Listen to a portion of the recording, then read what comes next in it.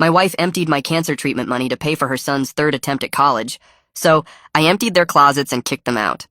When I married Janet 6 years ago, she came with a 20-year-old son named Tyler. He'd already dropped out of college twice, both times after partying away his first semester. Janet paid for both attempts, drained her savings, sold her jewelry, even borrowed from her sister. When we got married, I made it clear I wouldn't fund Tyler's education. He needed to work, save money, prove he was serious. Janet agreed, said she understood. We started building our life together. I worked construction, made good money, put away $1,000 every month into our emergency fund. Janet worked part-time at a dentist's office, contributed what she could. After 5 years, we had $42,000 saved. That money was sacred. It was for real emergencies like job loss, medical bills, house repairs. We both had access, but promised never to touch it without discussing it first. Tyler spent those years doing nothing. He'd work restaurant jobs for a few weeks, then quit because managers were mean. He'd sleep until noon, play video games all night, smoke weed in Janet's basement where he still lived. Janet babied him, made his meals, did his laundry, gave him spending money from her paycheck. I stayed out of it. Not my kid, not my problem. Then 8 months ago, I started feeling sick. Constant fatigue, losing weight, bruising easily. Went to the doctor, got blood work done, leukemia. Treatable but expensive. Insurance would cover most of it, but not everything. The doctor said out-of-pocket would be around $30,000 for the full treatment. That's why we had the emergency fund. I came home and told Janet. She cried, said everything would be fine, we had the money saved. Treatment started the next week.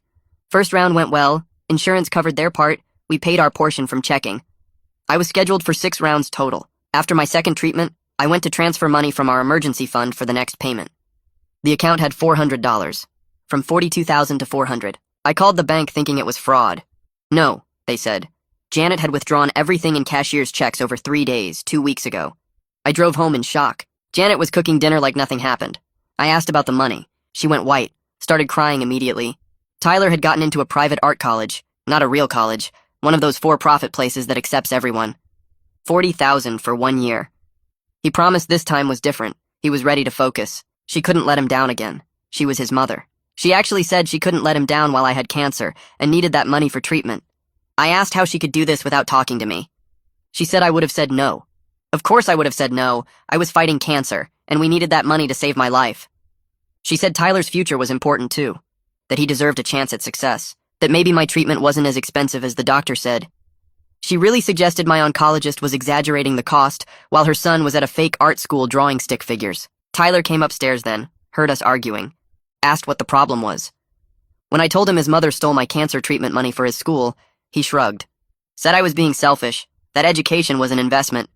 This kid who'd never finished anything in his life was calling me selfish for wanting to live. I packed a bag and left that night, stayed with my brother James. Janet called crying, saying I was overreacting, that we could figure something out, maybe get a loan. My credit was shot from medical bills. No bank would loan us anything. She knew that. My brother helped me find a lawyer. Divorce papers were filed within a week. Janet tried to fight it, said I was abandoning her in a difficult time. The judge didn't see it that way when he heard she'd stolen cancer treatment funds. The divorce was final last month. I got the house since I'd paid the entire down payment and mortgage. Janet and Tyler moved into a 1-bedroom apartment. Tyler dropped out of his fake college after 1 semester, said the teachers didn't understand his artistic vision. He's back in Janet's basement, except now it's just a corner of their living room. Janet called yesterday begging for money. They're behind on rent. Tyler can't find a job because nowhere appreciates his talents. I reminded her she chose Tyler's 3rd failed attempt at college over my life. That's when she said something that made me drop my phone. She said, "I am pregnant." I drop my phone on James's couch and just stare at the wall for a solid minute trying to do the math in my head. Janet and I separated 7 months ago, when I found out about the stolen money. The divorce was final 4 weeks ago. She moved into that apartment with Tyler about a month back.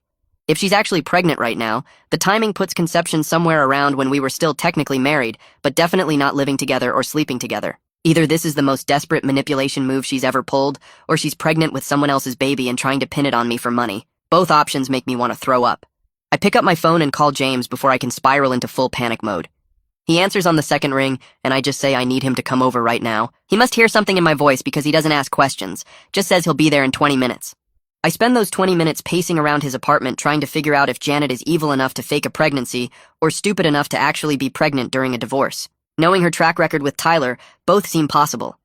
When James walks in, he takes one look at my face and goes straight to his kitchen to make coffee. We sit at his kitchen table and I tell him about Janet's call. He's quiet for a long time, then asks if I think she's lying. I don't know, I tell him. With Janet, I never know anymore. She stole $40,000 from my cancer fund, so lying about a pregnancy doesn't seem like a stretch. But James points out that if she is pregnant, we need to figure out if it's mine or someone else's, because both create different kinds of problems. If it's mine, I'm stuck dealing with her forever through a kid. If it's not mine and she's trying to claim it is, that's fraud and I need to protect myself legally. Either way, this is about to get even messier than it already is. The next morning, I force myself to go to my follow-up appointment with Dr. Hendricks, even though my brain feels like it's been put through a blender. The waiting room smells like antiseptic and old magazines. I sit there filling out forms asking about my stress levels and sleep quality, and I almost laugh because how do I even begin to explain the past 24 hours? When Dr. Hendricks calls me back, he's smiling, which seems like a good sign. He pulls up my latest blood work on his computer and tells me the treatment worked better than they expected. I'm in remission. My counts look excellent. If I keep up with regular monitoring every 3 months, my prognosis is really good. I should feel like jumping up and celebrating. Instead, I just feel numb, like I survived one nightmare only to walk straight into another one. He's talking about 5-year survival rates and maintenance care, and all I can think about is Janet's voice saying she's pregnant. Dr. Hendricks stops mid-sentence and asks if I'm okay. I realize I haven't been listening to anything he said for the past 2 minutes. I tell him I'm sorry. I'm just distracted. He leans back in his chair and asks what's going on. So I tell him about Janet's pregnancy claim. He's quiet for a moment, then says something that actually cuts through the fog in my head. He tells me that stress can trigger cancer to come back. That I need to protect my health by setting really firm boundaries, no matter what happens with the baby situation. His clinical way of putting it helps somehow. I can't let Janet's chaos pull me back into her mess. I survived cancer. I can't let her destroy that by dragging me into more drama. I leave the hospital and drive straight to Peter's office because I need to know what this pregnancy means legally. His secretary waves me in, and Peter looks up from his computer with his usual calm expression. I sit down and just lay it out. Janet called. She's pregnant. She says it's mine. I don't know if I believe her. Peter doesn't even look surprised. He probably sees this kind of thing all the time. He explains that if the baby turns out to be mine, I'll have child support obligations based on my income. But the divorce is final, and Janet can't use a pregnancy to reverse it or claim any more of my assets. The house is mine, my savings are mine, everything is settled. He recommends I insist on a paternity test immediately after the baby is born, before I sign anything or make any commitments. Don't go on the birth certificate without proof, he says. Don't give her any money before the test results come back. Protect yourself first. Then he drops another bomb. He points out that Janet was living with me until 7 months ago. If she's pregnant now, the conception timeline overlaps with when we were still married but separated, which means legally I'll be presumed the father, unless we prove otherwise with DNA testing. Pennsylvania law assumes the husband is the father if conception happened during marriage. I leave his office feeling like the legal system is designed specifically to trap people in messes they're trying to escape from. Janet calls me 3 times that afternoon and I ignore every single one.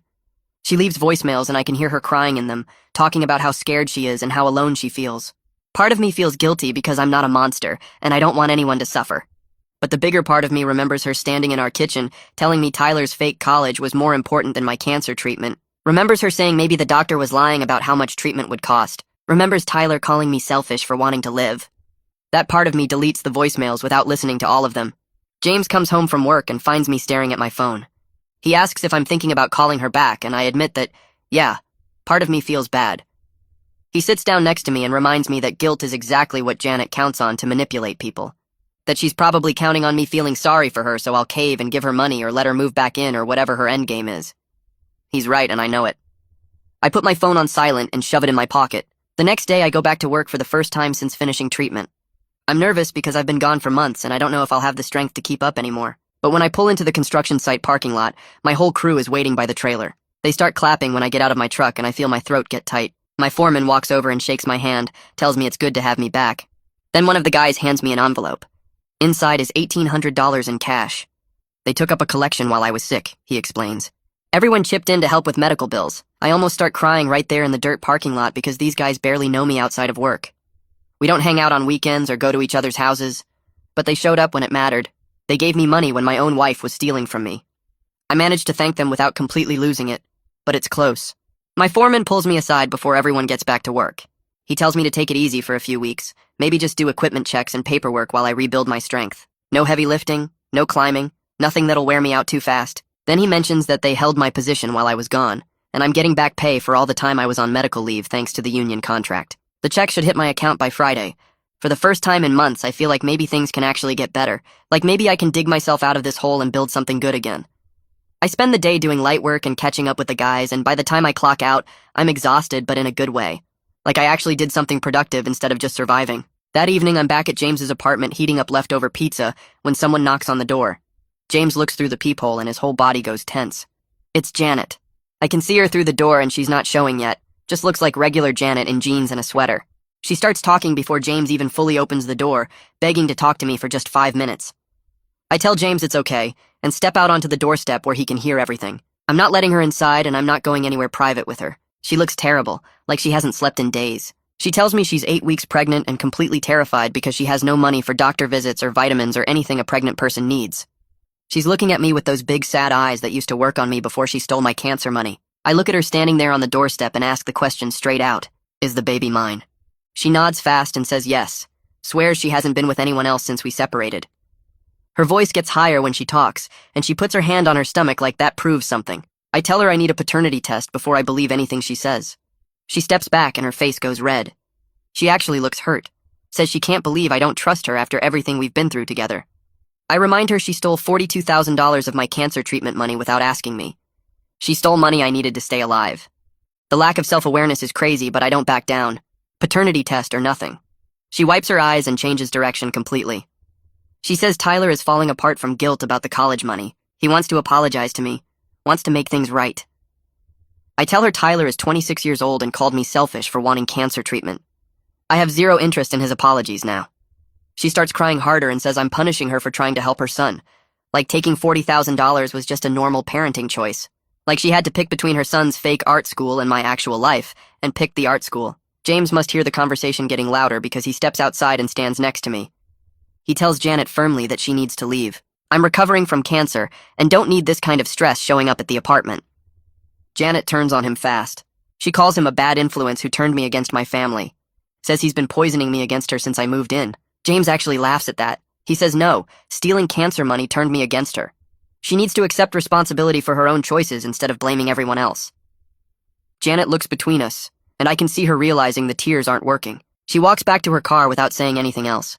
I watch her drive away and feel completely exhausted. My whole body feels heavy. James puts his hand on my shoulder and we go back inside. He makes dinner while I sit at the kitchen table just staring at nothing. We talk about how I need to prepare for the possibility the baby actually is mine. What that would mean legally, financially, practically. James offers to help with money if it comes to that. He says he's got savings and I'm his brother.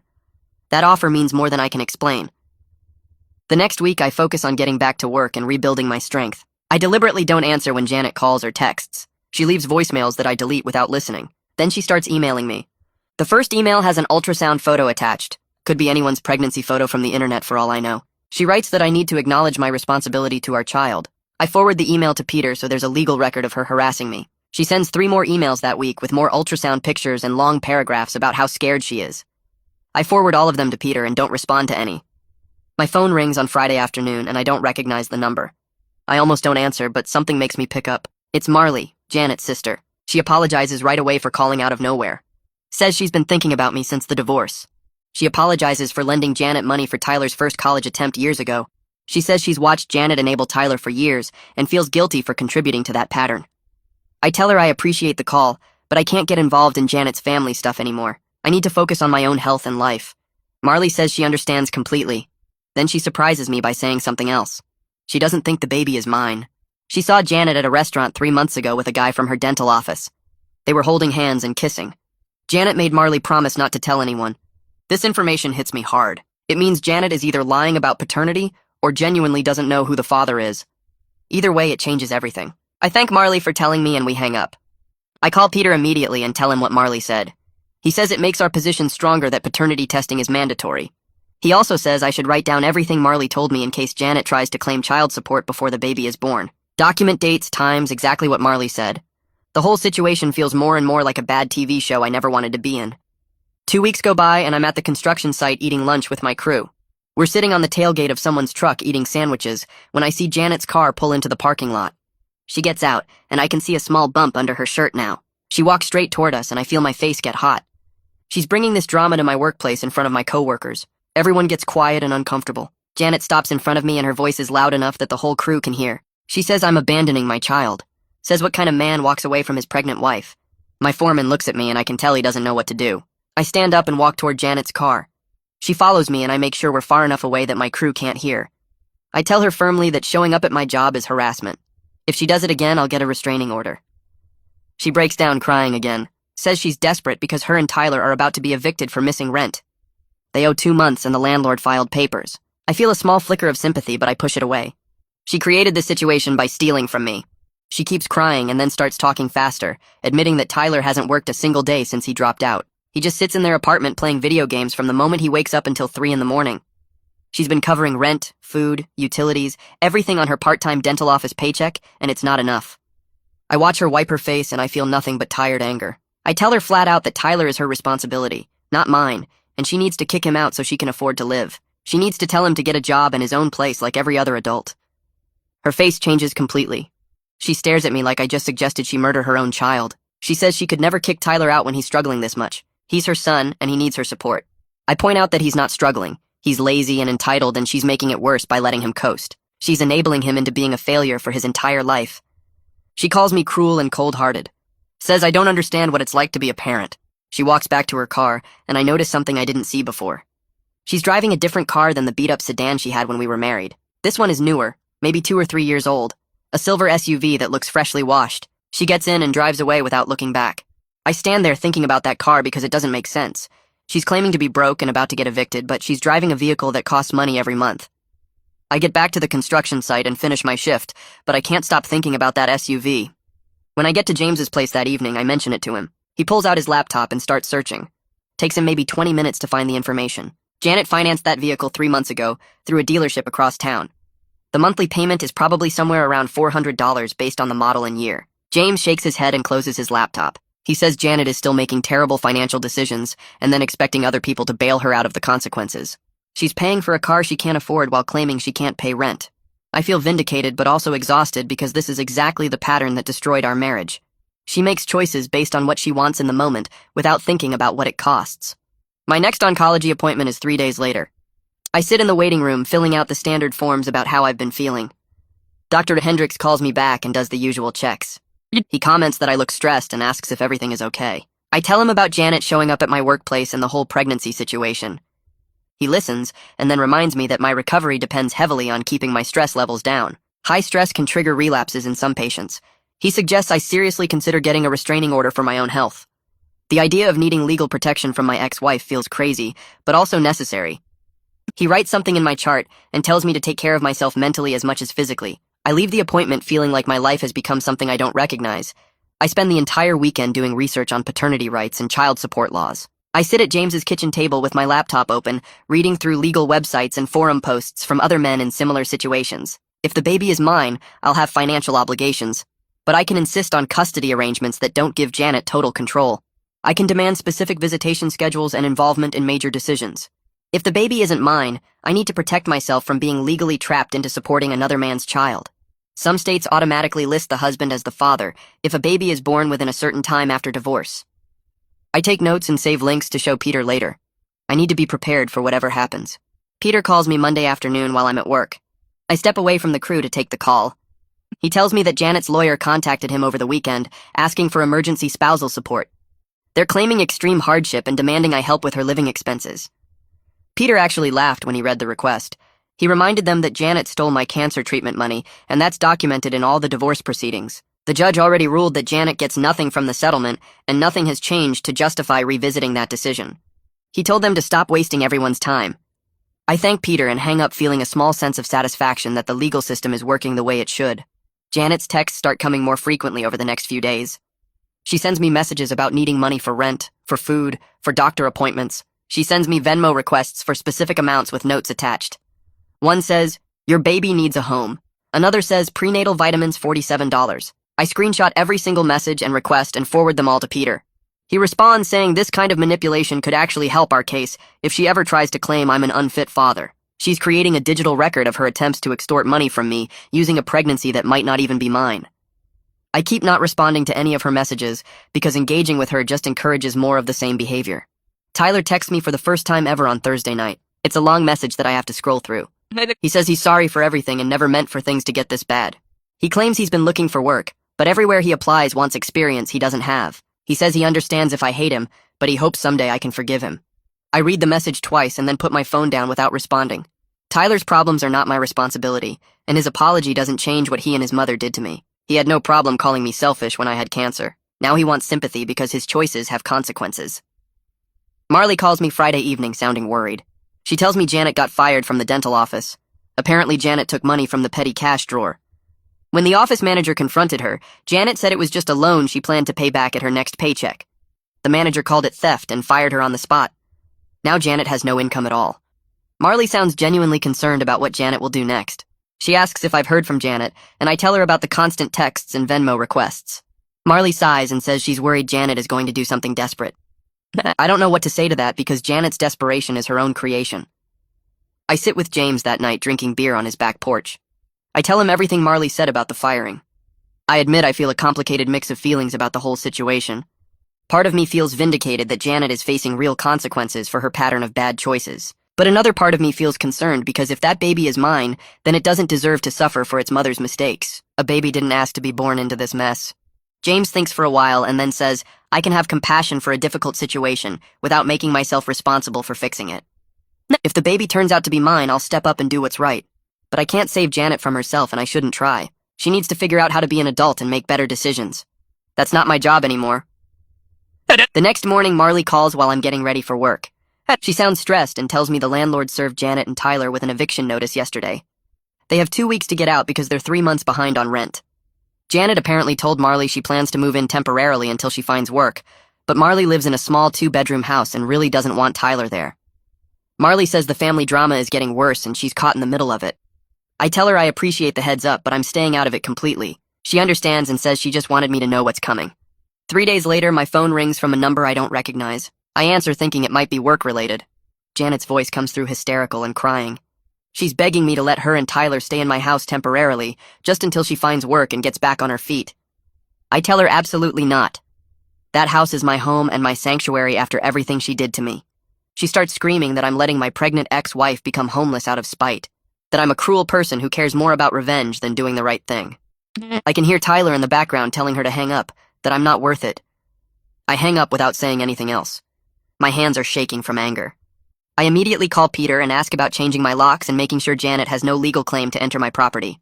He confirms the house is solely mine according to the divorce decree, and Janet has 0 rights to it. He recommends I install security cameras in case she tries to show up and create a scene or damage something. The idea that I need cameras to protect myself from my ex-wife feels crazy, but Peter says desperate people do desperate things. That weekend, James comes over to help me install cameras at the front door, back door, and driveway. We also change all the locks on every entrance. The whole process takes about 4 hours.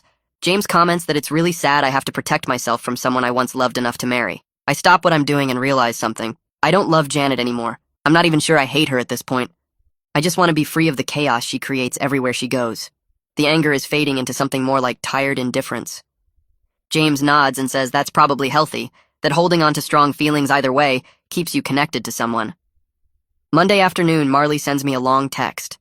Janet and Tyler moved into her place over the weekend, but it's already a complete disaster. Tyler treats her house like a hotel. He leaves dirty dishes everywhere, eats all her food without asking, takes long showers that use up the hot water, and makes 0 effort to help with anything or look for work.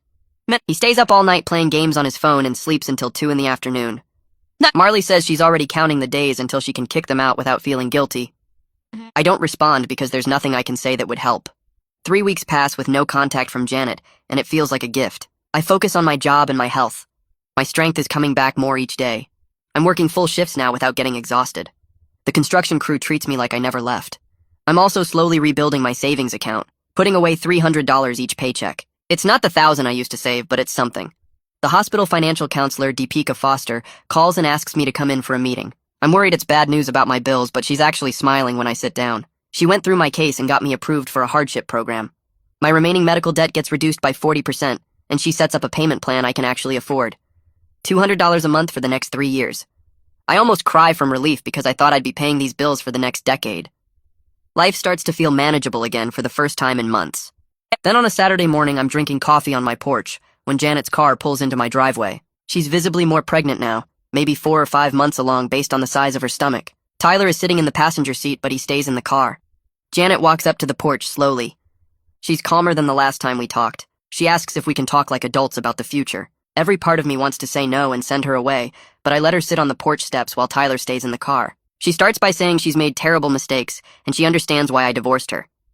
She's not asking me to take her back or forgive her, but she says the baby deserves a father who's present in its life. She's not asking for money or help with her situation, just asking me to consider being involved if the paternity test proves I'm the father. Her reasonable tone throws me off completely. This is the first time she's approached me without manipulation or hysteria or guilt trips.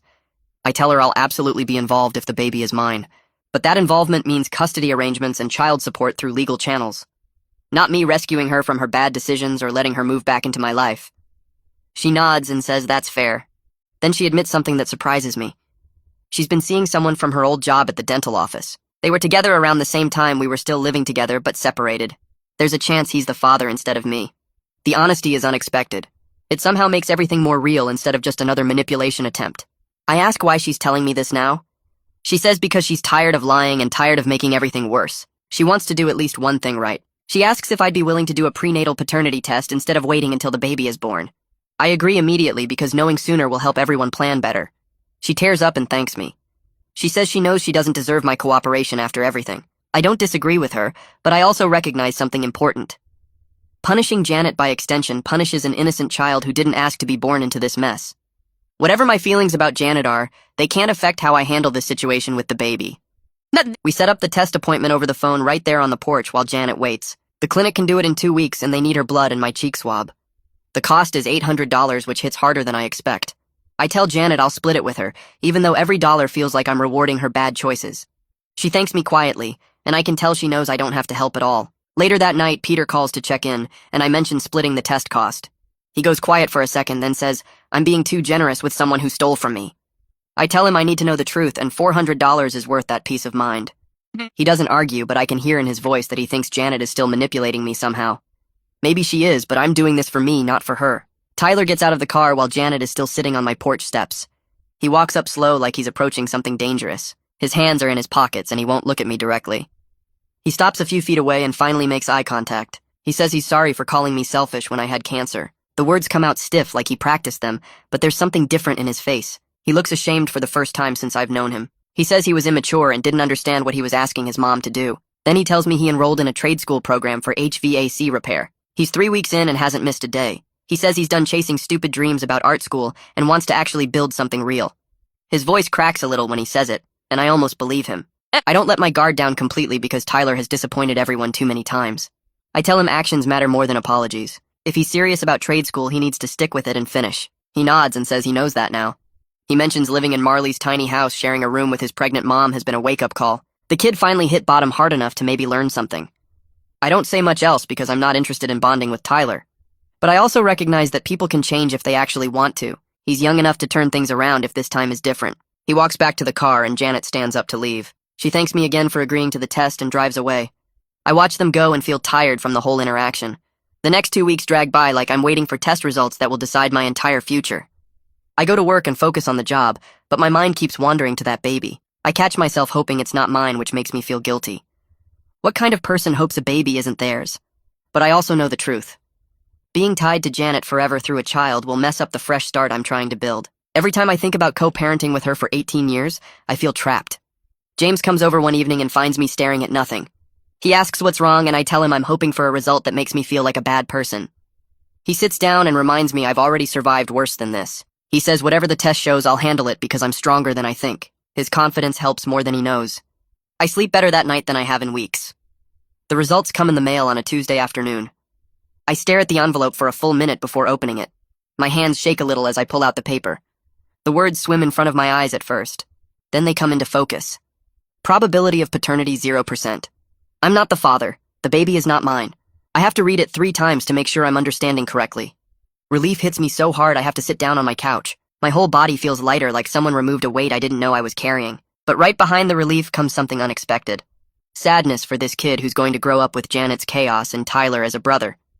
The baby didn't ask for any of this. I sit there holding the paper and feeling both free and guilty at the same time. It's a strange combination that I don't know how to process. I call Janet to tell her the results before she gets her own copy in the mail. The phone rings 4 times and I almost hang up. She answers, sounding nervous. I tell her straight out that I'm not the father. She goes quiet for so long I think she hung up. Then she says she figured as much based on the timing. Her voice sounds flat and tired. She asks if I hate her, and the question catches me off guard. I tell her honestly that I don't hate her. I just feel sorry for her because she keeps making choices that hurt herself and everyone around her. She starts crying, and I let her because there's nothing left to say. We sit in silence with her crying on the other end until she finally hangs up without saying goodbye. I put my phone down and feel empty instead of victorious. Peter calls me the next morning after I email him a copy of the results. He confirms that the paternity test legally cuts any remaining connection between me and Janet's situation. I have no financial obligations and no custody concerns. There's no reason for me to maintain contact with her at all. He congratulates me on being free and clear. His voice sounds genuinely happy for me. I thank him for all his help through the divorce and this mess. But the victory feels more complicated than I expected. I thought I'd feel nothing but relief. Instead, I feel relieved and sad and guilty all mixed together. Peter doesn't seem to notice my lack of enthusiasm. He says I should celebrate and move on with my life. I tell him I will, and we hang up. Marley calls that afternoon, which surprises me. She thanks me for handling the paternity test properly, because now Janet has to face reality. She says Janet needs to contact the actual father and stop living in denial. Then Marley drops information I wasn't expecting. The father is a guy from the dental office where Janet used to work. He's married with kids of his own. He's not happy about the pregnancy at all, according to Marley. Janet's mess just keeps getting worse and messier. Marley sounds frustrated and tired, like she's been dealing with Janet's drama for too long. I tell her I appreciate the update, but I'm staying out of it now. She understands and says she's glad I'm free of the situation. We say goodbye, and I feel grateful to be outside of Janet's chaos. Tyler texts me a few days later. It's a long message saying he's sorry for everything. He says he's actually sticking with trade school and hasn't missed a single day. He mentions watching his mom's life fall apart because of bad decisions taught him what not to do. The text sounds sincere, but I've heard Tyler make promises before. I respond briefly, wishing him luck. I actually mean it because Tyler is young enough to change if he really wants to. He thanks me for responding and says he won't bother me again. I appreciate that he's respecting my boundaries finally. Maybe hitting rock bottom was what he needed to grow up. I hope the trade school works out for him. My 6-month cancer follow-up appointment happens the next week. I sit in Dr. Hendrix's office feeling nervous like I always do before these checkups. He reviews my blood work and scans with a smile on his face. He says I'm still in remission with excellent blood markers. Everything looks great, and I should expect a normal lifespan if I keep taking care of myself. He shakes my hand and tells me I'm doing everything right. Walking out of that appointment, I realize something important. I survived both cancer and the betrayal that could have killed me. Janet tried to take my cancer treatment money, and I still made it through. The divorce almost broke me, and I'm still standing. I get in my car and sit there for a minute, feeling genuinely hopeful about the future for the first time in months. A week later, Deepika from the hospital billing calls with news that makes me sit down. She tells me I got approved for a financial hardship program that cuts my remaining medical debt by 60%. Between that reduction and my payment plan, I'll be debt-free in 3 years instead of 10. I thank her multiple times because this feels like actual breathing room after months of drowning. She says I qualified because of the divorce situation and my income level, and she's glad she could help. After hanging up, I realize these small victories are adding up to something that feels like real recovery instead of just survival. 2 weeks pass and I start thinking about dating again, which feels both exciting and scary. I download a few apps one evening and stare at the blank profile section trying to figure out what to say. James comes over for dinner and I show him the apps as a joke. He looks at my empty profile and laughs, saying I should lead with cancer survivor, recently divorced, drama-free, and see who responds. The fact that I can laugh about my situation means I'm healing in ways that go beyond just physical health. I actually write an honest profile mentioning my health journey and recent divorce without going into details. Within a week, I get some matches and a few conversations start. Nothing serious yet, but it feels good to be moving forward. My foreman calls me into his office on a Friday, and I worry something went wrong. Instead, he tells me they're promoting me to crew supervisor with a significant raise. He says I've been reliable and skilled for years, and they value loyalty, especially after I came back strong following treatment. The extra money means I can rebuild my emergency fund faster and actually start planning a future beyond just paying bills. I shake his hand and thank him, feeling like maybe hard work actually does pay off sometimes. The crew congratulates me at the end of the day, and a few guys joke about me being the boss now. I tell them nothing changes except my paycheck, which gets some laughs. That weekend, I'm shopping for groceries when I turn a corner and nearly walk into Janet. She's noticeably pregnant now, probably 6 months along based on the size of her belly. We both freeze for a second, then have an awkward conversation in the produce section. She tells me the baby's father is involved now, and they're trying to make it work. She looks tired but not as desperate as the last time I saw her. I wish her luck and mean it because holding on to anger takes energy I'd rather spend on my own life.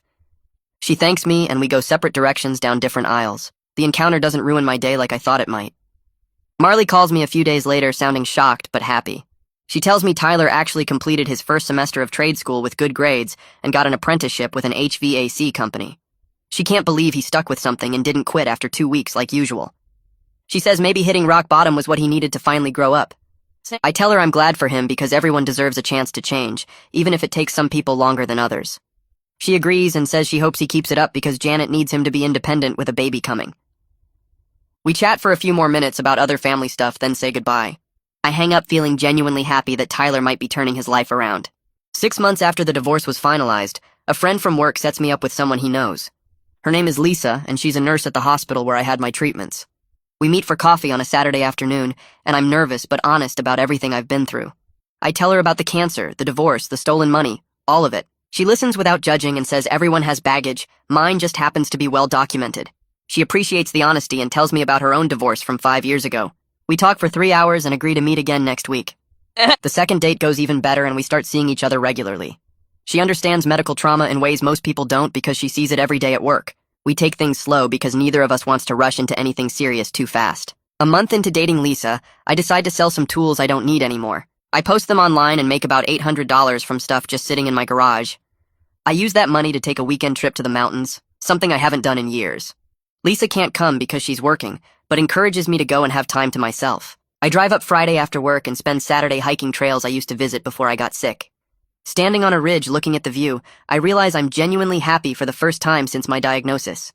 Cancer tried to kill me, and betrayal tried to destroy me, but I'm still here, still standing, still building a life worth living. The mountain air feels clean in my lungs, and I take a photo to remember this moment. 2 months later, Marley texts me that Janet had her baby. She sends a photo even though I didn't ask for one. It's a girl, and she looks healthy with a full head of dark hair. I stare at the photo for a minute and feel nothing but mild relief that the child is okay and gratitude that she's not my responsibility. That probably sounds cold, but it's honest, and I've learned that being honest with myself is how I survive. I text Marley back saying I'm glad everyone is healthy, then delete the photo. Lisa asks who texted and I tell her about Janet's baby. She squeezes my hand and says I handled that well by keeping appropriate boundaries. Lisa and I have been dating for 3 months when I decide it's time for her to meet James. I invite them both over for dinner at my place on a Saturday night. James shows up early and immediately starts grilling Lisa about her intentions when she arrives. She laughs and handles his questions with good humor, saying she's not going anywhere because she likes dating a man who knows what he wants and isn't afraid to set boundaries. James relaxes after that, and they get along great over dinner. He pulls me aside while Lisa is in the bathroom and says, I deserve this happiness after everything I went through. His approval means more than I expected it to. The 3 of us end up playing cards until late, and Lisa fits into my life in a way that feels natural and right. Tyler reaches out one final time through a text message that surprises me. He tells me he got his HVAC certification and landed a full-time job with benefits. He's moving into his own apartment next month and says he's finally becoming the adult he should have been years ago. The text is short and respectful, not asking for anything or making excuses. I text back congratulating him and saying I'm glad he stuck with the trade school. I mean it genuinely because his success isn't about me, it's about him finally taking responsibility for his own life. He thanks me for responding and says he won't bother me again unless I want to stay in touch. I tell him good luck with the new job and apartment. We leave it at that and I feel okay with how things ended between us. 9 months after Tyler's text, I log into my bank account and stare at the screen showing 0 balance on my medical debt. The final payment went through yesterday, and I'm officially debt-free a full year ahead of schedule. My promotion to crew supervisor came with a 20% raise, and I put every extra dollar toward the hospital bills instead of buying anything I didn't absolutely need. I text James and Lisa asking if they're free for dinner tonight because I want to celebrate something big. They both respond within minutes saying yes. We meet at a steakhouse I couldn't afford 6 months ago, and I tell them the news over appetizers. James raises his beer and says, here's to survival, not just from cancer but from everything that tried to destroy me. Lisa lifts her wine glass and says, here's to new beginnings and building something real. Sitting there between them, I realize I've built something better than what I lost with Janet. These people showed up when it mattered and stuck around after the crisis passed. That's worth more than any amount of money Janet stole. The waiter brings our steaks, and we spend the rest of dinner talking about normal things like James's new girlfriend and Lisa's crazy shift at the hospital last week. Nobody mentions cancer or divorce or drama. It feels good to just exist without constantly processing trauma. 2 weeks later, I sit in Dr. Hendrix's office waiting for my 1-year cancer-free checkup results. He walks in with my chart and a smile that tells me everything before he says a word. My blood work is perfect. All my markers are exactly where they should be, and I'm healthy enough to move from quarterly screenings to annual checkups. He shakes my hand and says I'm one of his success stories, not just because the treatment worked, but because I handled the stress and trauma without letting it destroy my health. I thank him for reminding me back then that managing stress was part of my treatment, that surviving meant protecting my mental health as much as my physical health. He tells me to keep living my life and he'll see me in a year unless something changes. Walking out of that office feels like closing a chapter I never wanted to write in the first place. My phone buzzes with a text from Lisa, asking how it went, and I tell her I'm officially graduated to annual checkups.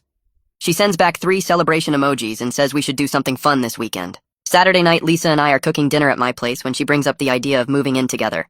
We've been dating for 8 months and she basically stays here 4 nights a week anyway.